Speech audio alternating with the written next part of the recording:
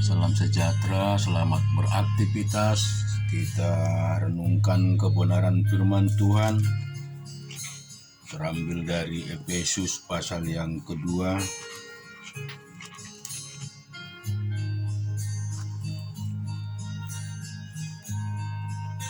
Kamu dahulu sudah mati karena pelanggaran-pelanggaran dan dosa-dosamu.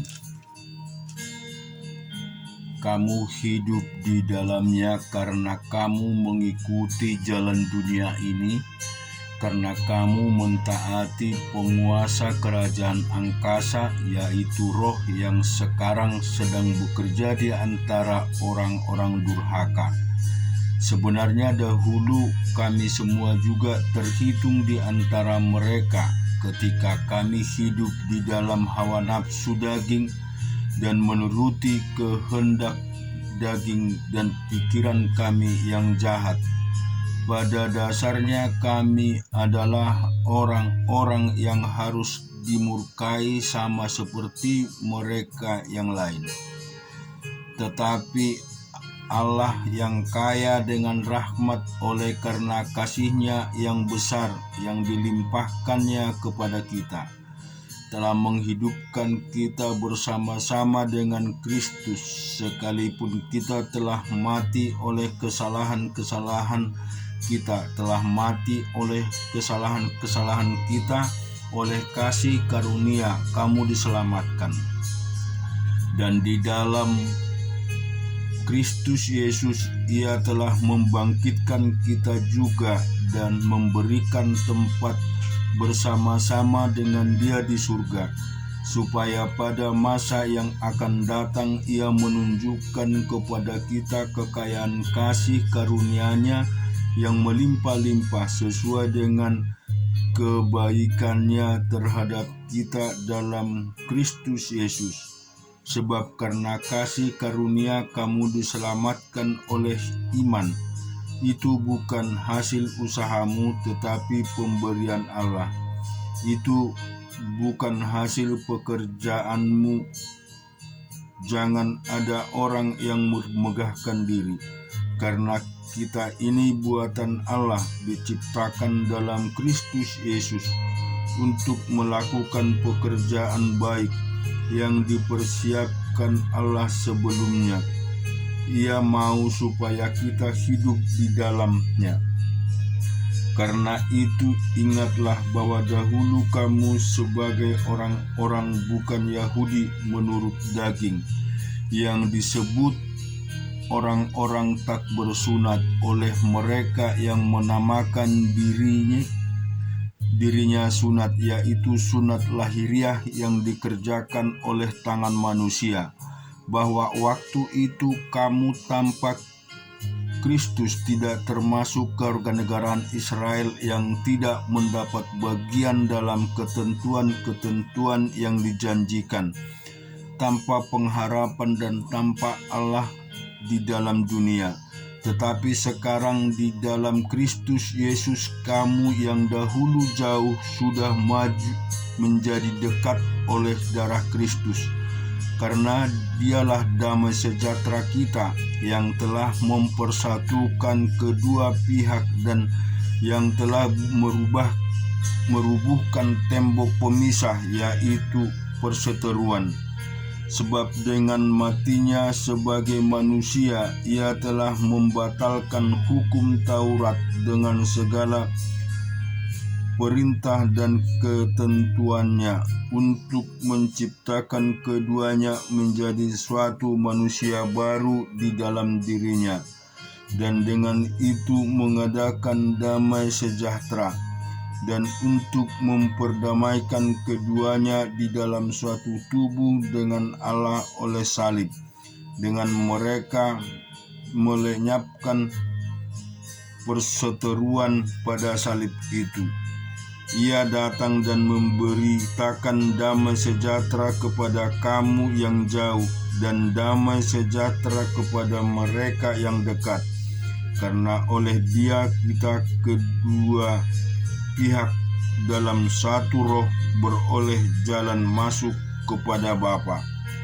Demikianlah kamu bukan lagi orang asing dan pendatang, melainkan kawan sewarga dari orang-orang kudus dan anggota-anggota keluarga Allah, yang dibangun di atas dasar para rasul dan para nabi, dengan Kristus Yesus sebagai batu penjuru. Di dalam Dia tumbuh seluruh bangunan rapi tersusun menjadi bait Allah yang kudus di dalam Tuhan. Di dalam Dia kamu juga turut dibangun menjadi tempat kediaman Allah di dalam Roh. Kita juga akan renungkan firman Tuhan di dalam Daniel pasal yang ketiga.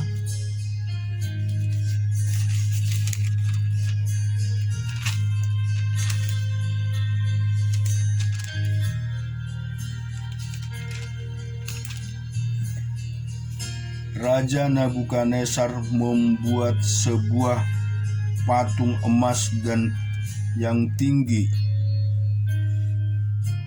tingginya 60 hasta dan lebarnya 6 hasta, yang didirikan di dataran Dura di wilayah Babel. Lalu Raja Nebukadnezar menyuruh orang mengumpulkan para wakil raja, para penguasa, para bupati, para penasihat negara, para bendahara, para hakim, para ahli hukum, dan semua kepala daerah untuk menghadiri pentahbisan patung yang telah didirikan itu.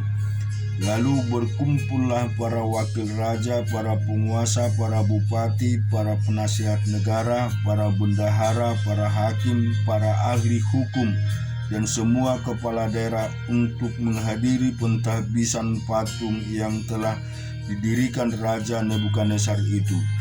Dan berserulah seorang bentara dengan suara nyaring, "Beginilah dititahkan kepadamu, hai orang-orang dari segala bangsa, suku bangsa, dan bahasa. Demi kamu dengar bunyi sangkakala, seruling, kecapi, rebab, gambus, sardam, dan berbagai-bagai jenis bunyi-bunyian, maka haruslah kamu sujud menyembah patung yang telah didirikan Raja Nebukadnezar itu. Siapa yang tidak sujud menyembah akan dicampakkan ketika itu juga ke dalam perapian yang menyala-nyala. Sebab itu demi segala bangsa mendengar bunyi sangkakala, seruling, kecapi, rebab, gambus, dan berbagai-bagai jenis bunyi-bunyian, maka sujudlah orang-orang dari segala bangsa, suku bangsa, dan bahasa, dan menyembah patung emas yang telah didirikan Raja Nebukadnezar itu. Pada waktu itu juga tampillah beberapa orang Kasdi menuduh orang Yahudi. Berkatalah mereka kepada Raja Nebukadnezar, "Ya Raja, kekallah hidup Tuanku. Tuanku Raja telah mengeluarkan titah bahwa setiap orang yang mendengar bunyi sangkakala, seruling, kecapi, rebab, gambus, serdam, dan berbagai-bagai jenis bunyi-bunyian harus sujud menyembah patung emas itu, dan bahwa siapa yang tidak sujud menyembah akan dicampakkan ke dalam perapian yang menyala-nyala." Ada beberapa orang Yahudi yang kepada mereka telah Tuanku berikan pemerintahan untuk wilayah Babel, yakni Sadrak, Mesak, dan Abednego. Orang-orang ini tidak mengindahkan titah Tuanku, ya Raja. Mereka tidak memuja dewa Tuanku dan tidak menyembah patung emas yang telah Tuanku dirikan. Sesudah itu Nebukadnezar memerintahkan dalam marahnya dan geramnya untuk membawa Sadrak, Mesak, dan Abednego menghadap. Setelah orang-orang itu dibawa menghadap raja, berkatalah Nebukadnezar kepada mereka, "Apakah benar, hai Sadrak, Mesak, dan Abednego, bahwa kamu tidak memuja dewaku? dan tidak menyembah patung emas yang kudirikan itu. Sekarang jika kamu bersedia demi kamu mendengar bunyi sangkakala, seruling kecapi, rebab, gambus, sardam, dan berbagai-bagai jenis bunyi-bunyian, sujudlah menyembah patung yang kubuat itu. Tetapi jika kamu tidak menyembah, kamu akan dicampakkan seketika itu juga ke dalam perapian yang menyala-nyala. Dan dewa manakah yang dapat melepaskan kamu dari dalam tanganku? Lalu Sadrak, Mesak, dan Abednego menjawab Raja Nebukadnezar, tidak ada gunanya kami memberi jawab kepada tuanku dalam hal ini. Jika Allah kami yang kami puja sanggup melepaskan kami, maka ia akan melepaskan kami dari perapian yang menyala-nyala itu dan dari dalam tanganmu, ya Raja. Tetapi seandainya tidak, hendaklah tuanku mengetahui, ya Raja, bahwa kami tidak akan memuja dewa tuanku dan tidak akan menyembah patung emas yang tuanku dirikan itu. Maka meluaplah kegeraman Nebukadnezar, air mukanya berubah terhadap Sadrak, Mesak, dan Abednego. Lalu diperintahkannya supaya perapian itu dibuat 7 kali lebih panas dari yang biasa. Kepada beberapa orang yang sangat kuat dari tentaranya dititahkannya untuk mengikat Sadrak, Mesak, dan Abednego dan mencampakkan mereka ke dalam perapian yang menyala-nyala itu. Lalu diikatnya ketiga orang itu dengan jubah, celana, topi, dan pakaian-pakaian mereka yang lain, dan dicampakkan ke dalam perapian yang menyala-nyala. Karena titah raja itu keras, dipanaskanlah perapian itu dengan luar biasa, sehingga nyala api itu membakar mati orang-orang yang mengangkat Sadrak, Mesak, dan Abednego ke atas. Tetapi ketiga orang itu, yakni Sadrak, Mesak, dan Abednego, jatuh ke dalam perapian yang menyala-nyala itu dengan terikat. Kemudian terkejutlah Raja Nebukadnezar, lalu bangun dengan segera. Berkatalah ia kepada para menterinya, bukankah 3 orang yang telah kita campakkan dengan terikat ke dalam api itu? Jawab mereka kepada raja, benar ya Raja, katanya. Tetapi ada 4 orang kulihat berjalan-jalan dengan bebas di tengah-tengah api itu. Mereka tidak terluka, dan yang keempat itu rupanya seperti anak dewa. Lalu Nebukadnezar mendekati pintu perapian yang menyala-nyala itu. Berkatalah ia, Sadrak, Mesak, dan Abednego, hamba-hamba Allah yang maha tinggi, keluarlah dan datanglah kemari. Lalu keluarlah Sadrak, Mesak, dan Abednego dari api itu. Dan para wakil raja, para penguasa, para bupati, dan para menteri raja datang berkumpul. Mereka melihat bahwa tubuh orang-orang itu tidak mempan oleh api itu, bahwa rambut di kepala mereka tidak hangus, jubah mereka tidak berubah apa-apa, bahkan bau kebakaran pun tidak ada pada mereka. Berkatalah Nebukadnezar, terpujilah Allahnya Sadrak, Mesak, dan Abednego. Ia telah mengutus malaikatnya dan melepaskan hamba-hambanya yang telah menaruh percaya kepadanya dan melanggar titah raja, dan yang menyerahkan tubuh mereka karena mereka tidak mau memuja dan menyembah Allah manapun kecuali Allah mereka. Sebab itu aku mengeluarkan perintah bahwa setiap orang dari bangsa, suku, bangsa, atau bahasa manapun ia yang mengucapkan pembinaan terhadap Allahnya Sadrak, Mesak, dan Abednego akan dipenggal-penggal dan rumahnya akan dirobohkan menjadi timbunan puing, karena tidak ada Allah lain yang dapat melepaskan secara demikian itu. Lalu raja memberikan kedudukan tinggi kepada Sadrak, Mesak, dan Abednego di wilayah Babel.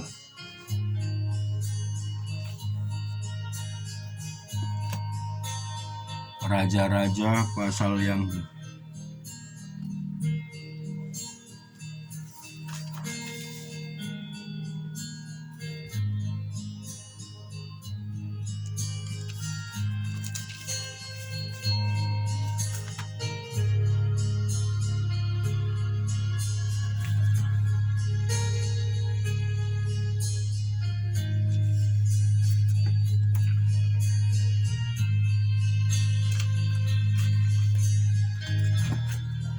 Raja-Raja pasal yang 1 Raja-Raja pasal yang kedua ayat 25. Lalu Raja Salomo menyerahkan itu kepada Benaya bin Yehoyada. Orang ini memacung dia sehingga mati.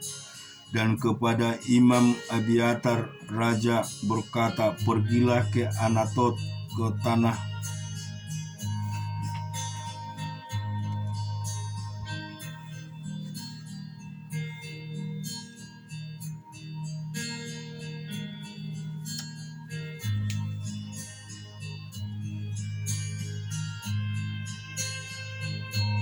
patut dihukum mati, tetapi pada hari itu aku tidak akan membunuh engkau, oleh karena engkau telah mengangkat tabut Tuhan Allah di depan Daud ayahku, dan oleh karena engkau telah turut menderita dalam segala sengsara yang diderita ayahku. Lalu Salomo memecat Abiatar dari jabatannya sebagai imam Tuhan. Dengan demikian Salomo memenuhi firman Tuhan yang telah dikatakannya di Shilo mengenai keluarga Eli. Ketika kabar itu sampai kepada Yoab, memang Yoab telah memihak kepada Adonia sekalipun ia tidak memihak kepada Absalom. Maka larilah Yoab ke kemah Tuhan lalu memegang tanduk-tanduk mesbah. Kemudian diberitahukan kepada Salomo bahwa Yoab sudah lari ke kemah Tuhan dan telah ada di samping mesbah. Lalu Salomo menyuruh Benaya bin Yehoyada, pergilah memacung dia.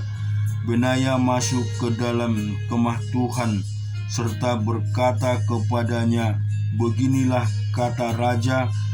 Keluarlah, jawabnya, tidak, sebab ya di sinilah aku mau mati. Lalu Benaya menyampaikan jawab itu kepada raja, katanya, beginilah kata Yoab dan beginilah jawabnya kepadaku. Kata raja kepadanya, perbuatlah seperti yang dikatakannya, pacunglah dia dan kuburkanlah dia. Dengan demikian engkau menjauhkan daripadaku dan daripada kaumku noda darah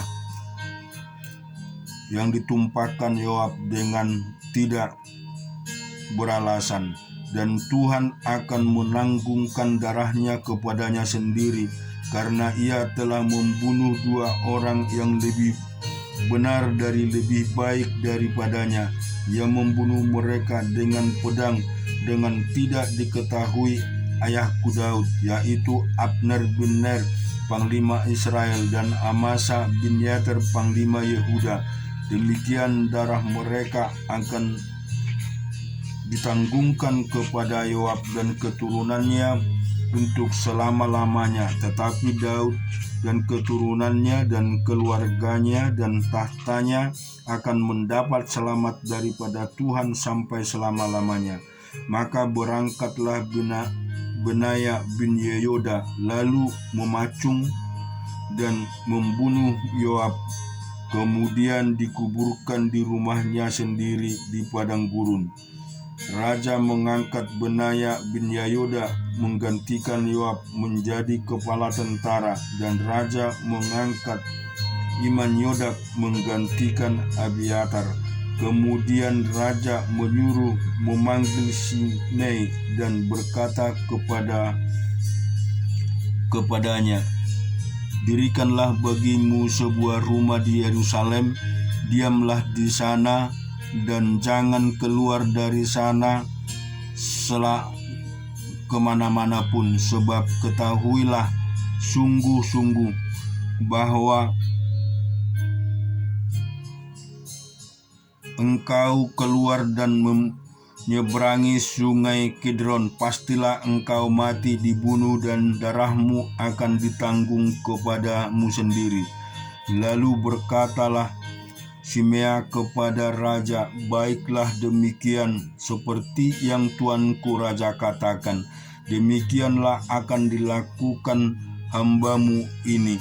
Lalu Shimei diam di Yerusalem beberapa waktu lamanya, dan sesudah lewat 3 tahun terjadilah bahwa 2 orang hamba Shimei lari kepada Akis dan Maaka, Raja Gad. Lalu diberitahukan kepada Shimei, ketahuilah kedua orang hambamu ada di Gad. Maka berkemaslah Shimei di pelatarannya, dipelanai keledainya, dan pergilah ia ke Gad kepada Akis untuk mencari hambanya itu.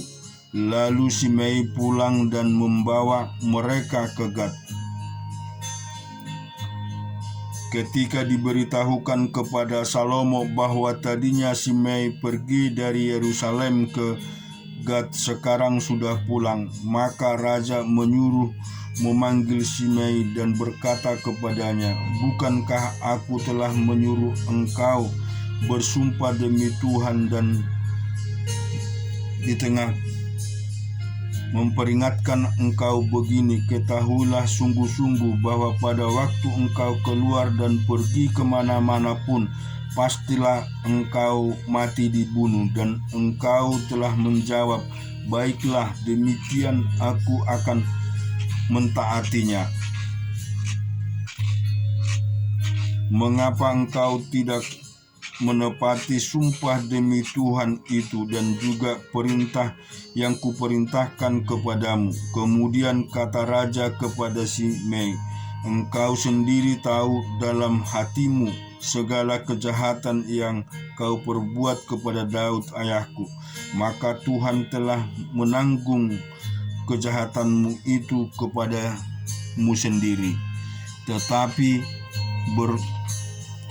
diberkatilah kiranya Raja Salomo dan kokohkanlah tahta Daud di hadapan Tuhan sampai selama-lamanya.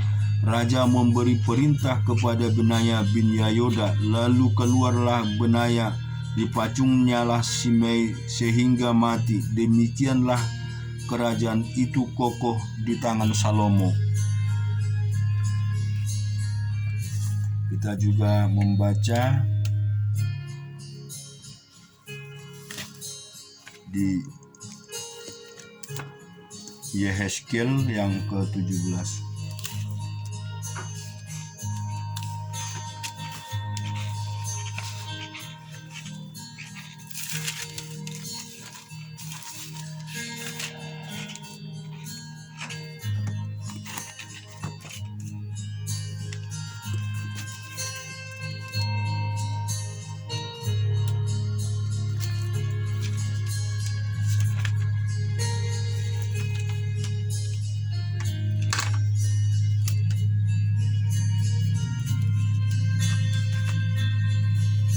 Yehezkiel 18, demikian firman Tuhan.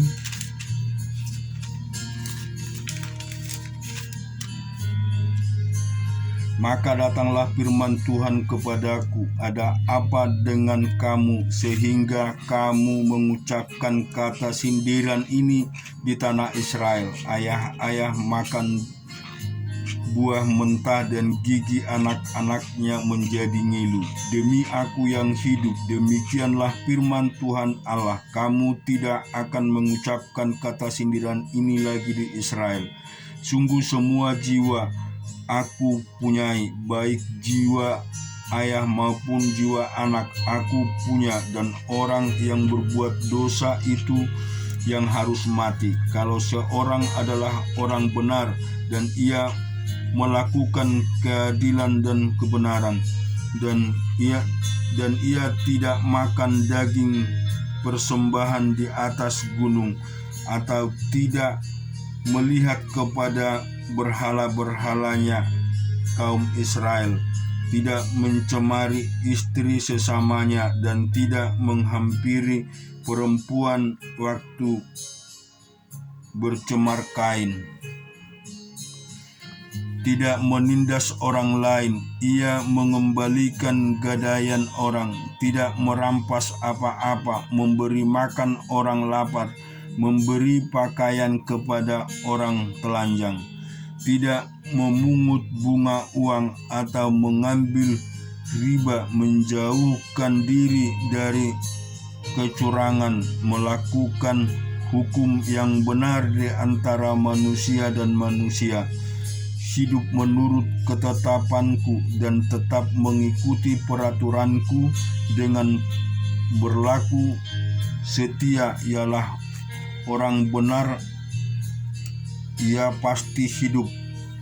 Demikianlah firman Tuhan Allah. Tetapi kalau ia melahirkan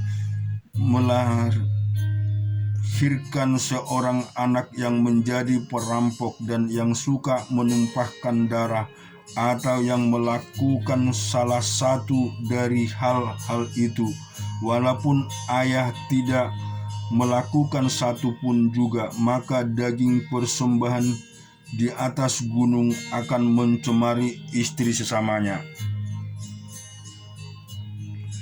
Menindas orang sengsara dan miskin, merampas, tidak mengembalikan gadaian orang, melihat kepada berhala-berhala dan melakukan kekejian, memungut bunga uang dan mengambil riba, orang yang demikian tidak akan hidup. Segala kekejian ini dilakukannya, ia harus mati dan darahnya tertimpa kepadanya sendiri. Sesungguhnya kalau ia melahirkan seorang anak dan anak itu melihat segala dosa yang dilakukan ayahnya, tetapi menginsapi hal itu sehingga tidak melakukan seperti itu, ia tidak makan daging persembahan